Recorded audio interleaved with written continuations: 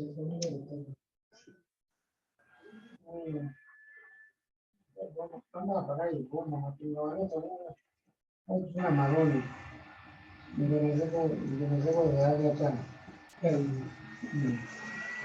you can't expect it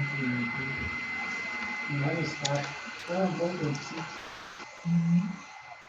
So when you talk about the trigonometric functions, you're simply talking about one, sine. Suppose we say sine x. 2, cos x. 3, tan x. Tan is just sine x over cos x.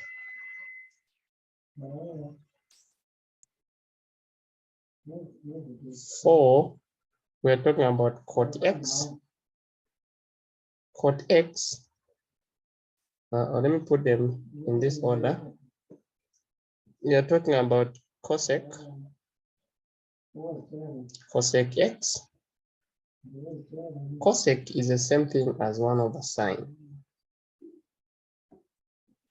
5 sec x, which is the same thing as 1 over cos. 6 cot x, which is the same thing as cos x over sin x. This is also the same thing as 1 over tan x. So when you hear like trigonometry, we mean there's a discussion of sine, cos, tan, cosec, sec, cot. Everything is about these. So you look at their inverses, that's sine inverse, cos inverse, tan inverse, cosec inverse, sec inverse, cot inverse, which you call arc sine, arc cos, arc tan, arc sec, arc cosec, arc cot. Now this x that is inside here is an angle. Okay, angles, we have got what we call special angles and just other angles. All the angles that we have of interest will be 0 less or equal to the angle x, which is less or equal to 360. These are the angles that we have that will take much of the discussion. These angles are written in degrees, where we are seeing them here: 360 degrees, 0 degrees, this is x degrees. We can change this into radian using a simple equation of pi, which is in radian, is the same thing as 180 in degrees.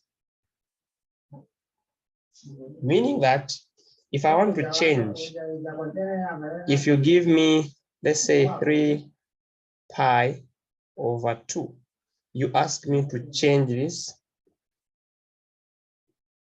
change to degrees.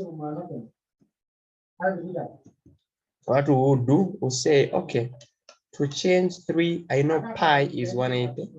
So where there's pi, I'll put 180. And then divide by 2.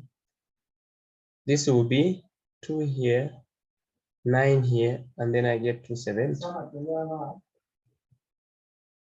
in degrees,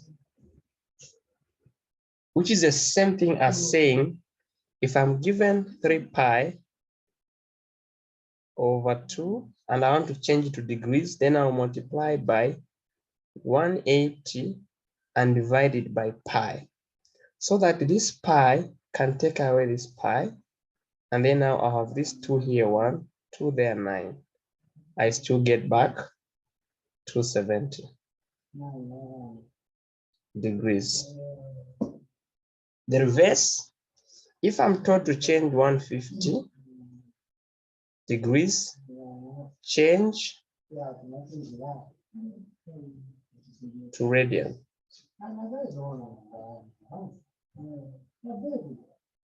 And then I'll say 150 multiplied by, I'm changing to radians, so I will just switch this. I will now multiply by pi and take 180 down, so that we get this 0 cancelled. We can use 3 here, goes 5 times, 3 here 6 times. So we have 5 pi over 6. So what are we saying? To convert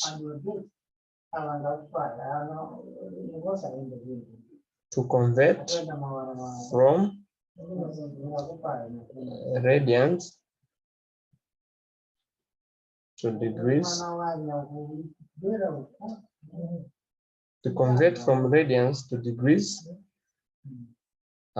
what do we do? Multiply by, convert from radians to degrees, multiply by 180 over pi. And to convert from degrees to radians, multiply by pi over 180.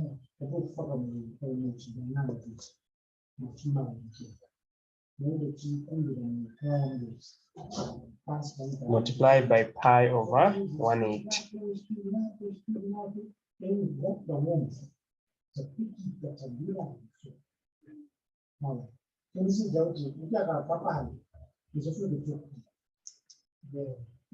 Who else is not getting me? I can't respond if you can't get me.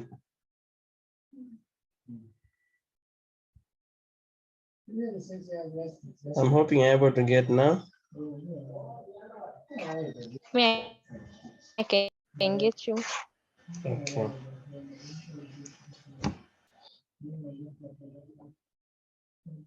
So I want to assume that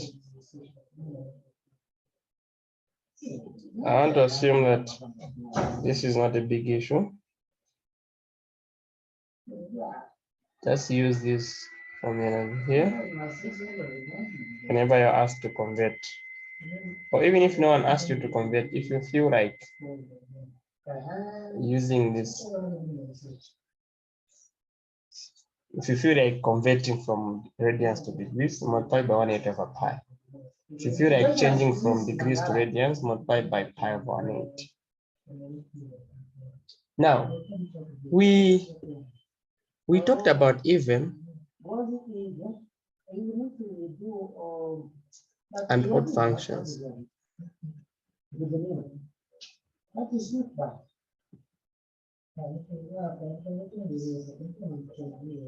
So in this case, we want to categorize the 6 functions that we have. So we're saying 1, f of x is equal to sine x. 2, f of x, oh, this one is even. This one is sine, so sine is odd function. Sine is odd function. Then cos is an even function.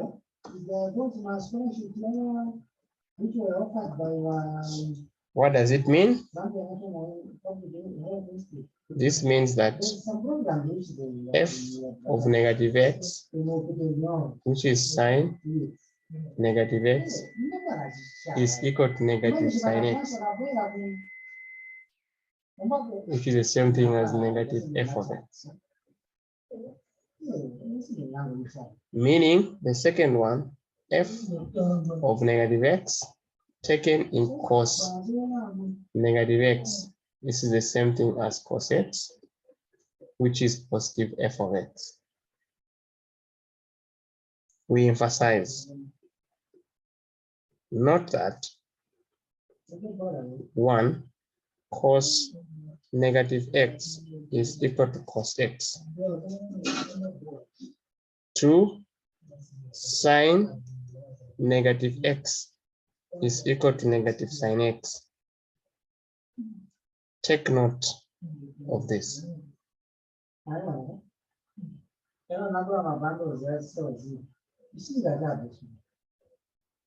Take note.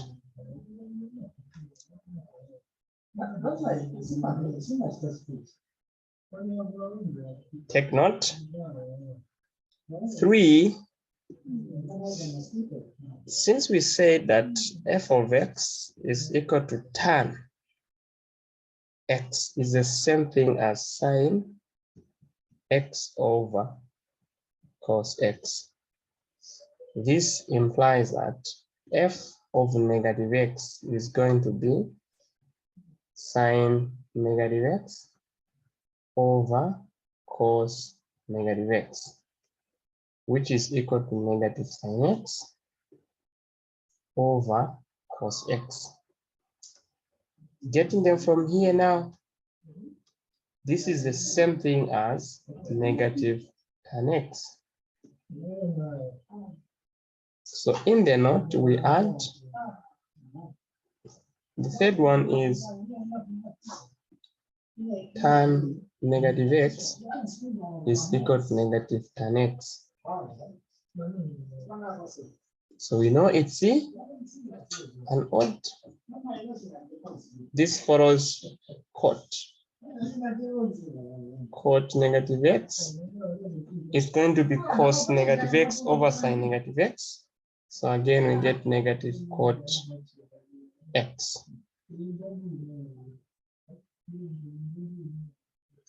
We add.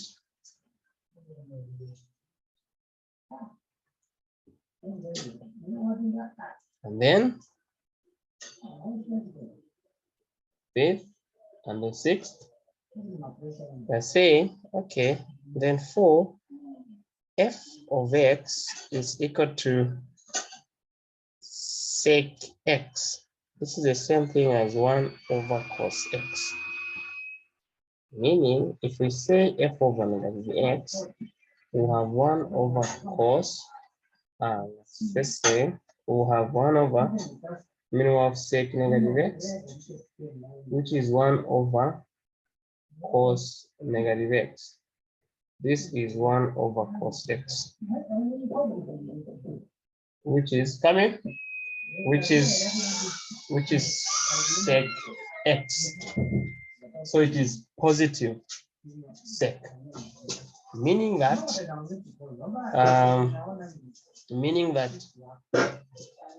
sec negative x is the same thing as sec x.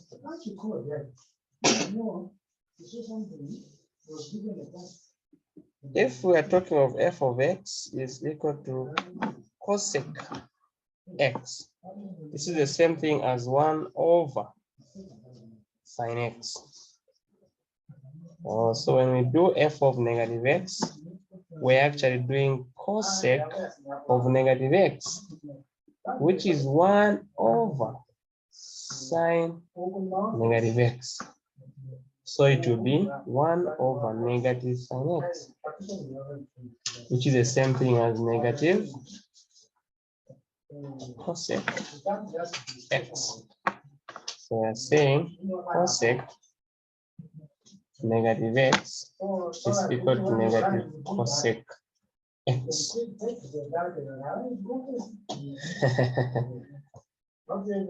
Yeah, I'm through now.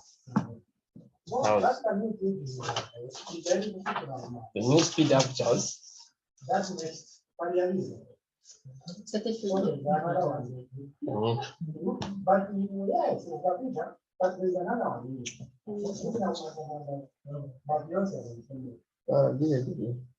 I'll give you a PDF. Oh, you have it. Mhm.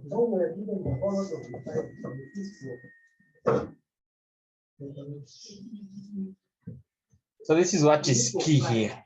So the first page, we just got that we can change from radian to degrees by multiplying by 180 over pi. Also from degrees to radians by multiplying by pi over 180. Because we understand that pi is the same thing as 180.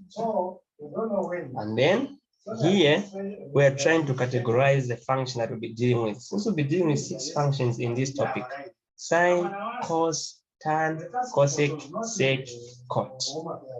Whereas tan, cosec, sec, cot are coming from sine and cos. If we understand that sine and cos, sine is odd, cos is even, then we are able to categorize the other 4 as to where they belong, whether they are even or odd. So we see that because sine is an odd function, it will affect tan, it will make tan to be odd, it will make cosec to be odd, it will make cot to be odd. And then because sec is, because cos is positive, it will make sec to be positive. Remember, if the issue of if G is even and H is odd, then F is equal to G over H, F is equal to H over G.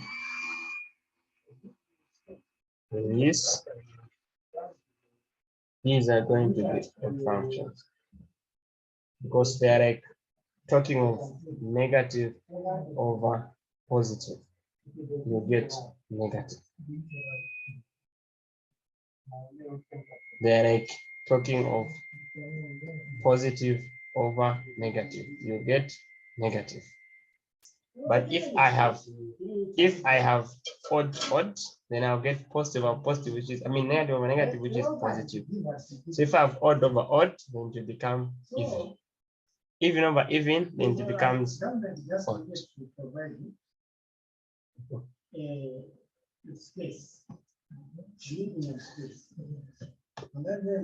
So that's how we get that. So now we move a bit.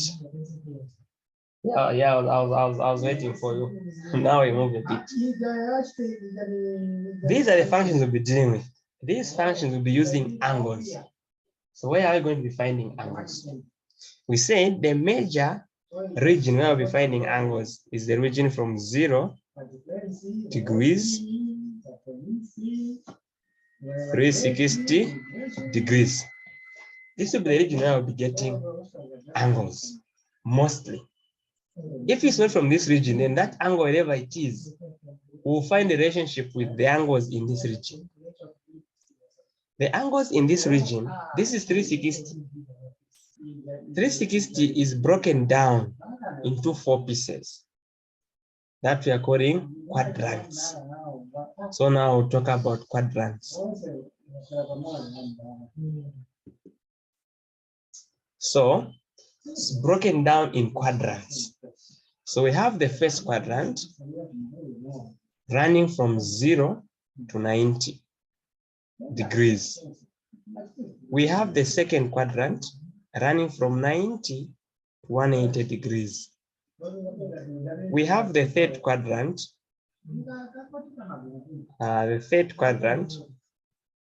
Running from 180 to 270 degrees. The fourth quadrant running from 270 to 360 degrees. So now, this is the fourth quadrant. Like this. In the first quadrant, all the functions will be giving us values. Sine will give us values, cos will give us values, tan will give us values, sec will give us values, cot will give us values, and cosec will give us values. But if the angle is coming from this interval here, between 0 and 90, say sine 20, cos 30, tan 45, cot 89, cosec 89.9999. For as long as it's below 90 and above 0, the sign of the angle or of the value after you evaluate at that angle will be positive. You can get your calculator, punch a number that is between 0 and 90, not including 90 and 0, you'll be getting positive values there. So that in the second quadrant now, between 90 and 180, you have sine. Remember, cosec is 1 over sine. So whatever happens to sine will be happening to cosec. So in the second quadrant, only these two give us a positive value. The other 4 will give us negatives. 1 tan, cot, cos, sec. These will give us negative values in the second quadrant. In the third quadrant, we have only tan and cot giving us positives. Sine, cosec, cos, and sec. These will give us negatives. In the other quadrant, the fourth quadrant now, we'll have cos and sec giving us positive values when evaluated on the angles from 270 to 360, and the rest, sine, cosec, tan, and cot. These will give us negative values.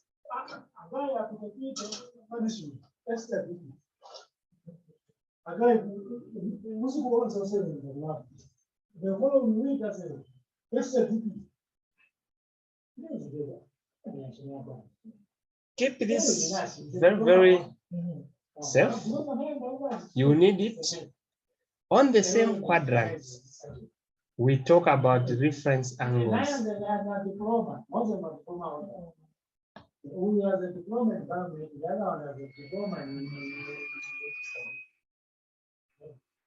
These reference angles are understood well on the quadrants.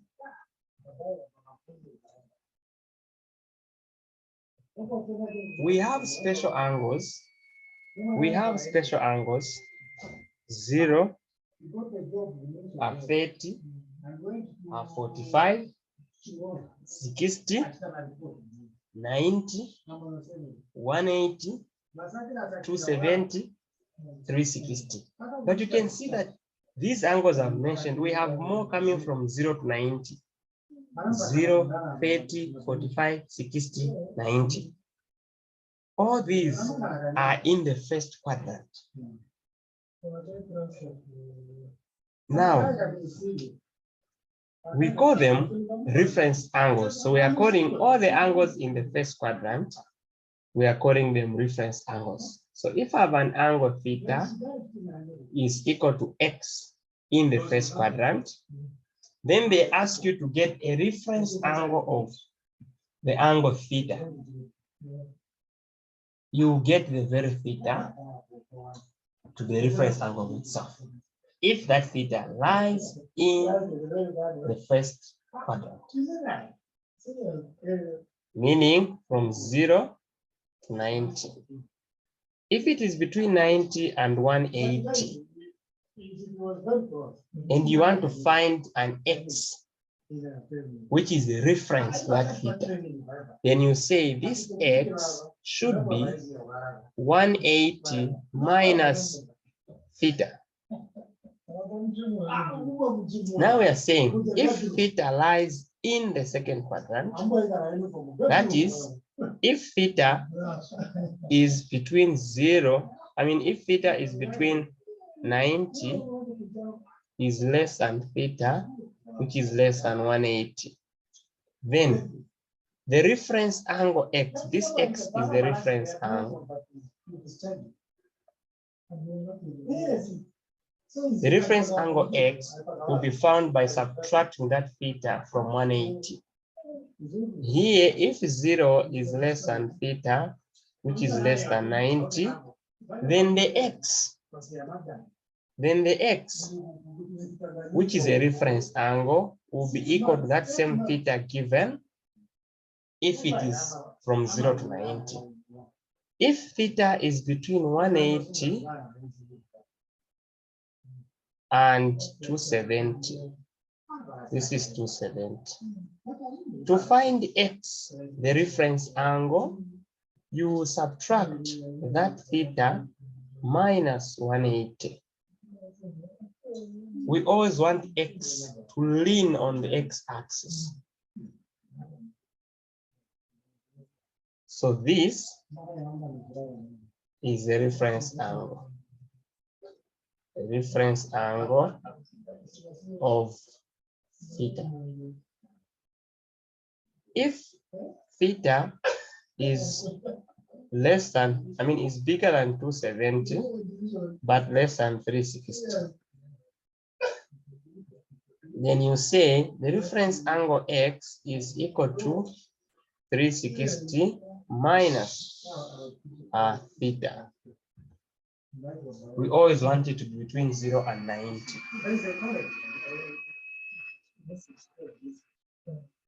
That is what we want to have. Always. On the very quadrants, we'll talk about coterminal angles. Coterminal angles. On the very quadrants, from 0 to 90, 180, 270, 360.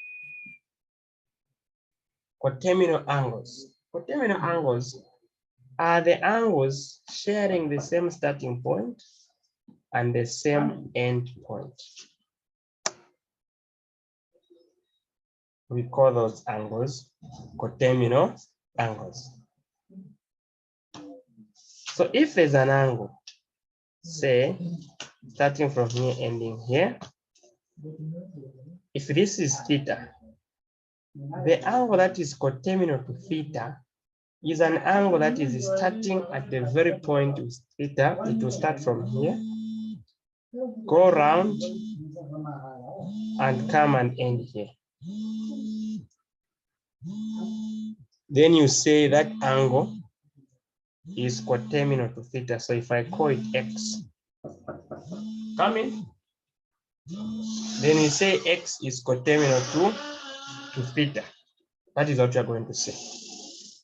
So here we'll say x is coterminal. X is coterminal to theta.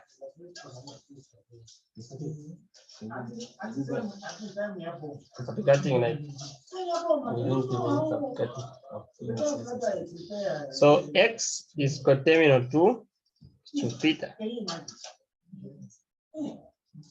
Even if it's negative, you want it to start at the very point. Once they're sharing the same starting point and the same end point, then you say the two angles are coterminal. So now, if the angle is bigger than 3, if the angle given theta is bigger than 360, you can get a coterminal that is within 0 and 360 by subtracting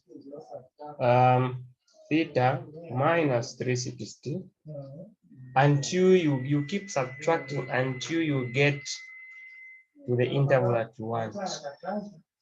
So that if the angle theta is less than 0, then you say theta plus 360 to take you back to the interval of your interest. So don't worry, you see this in the examples. So now I've given you what is necessary for us to be able to understand the examples that are coming. So what we do is we pause for, we go for a break. This is 38. At exactly 18:50, we join. Keep time, because whatever we say, what follows will be built up of what we would have discussed earlier. So what we are going to talk about now is a build up of what we have done now. So don't forget, as we wait to join.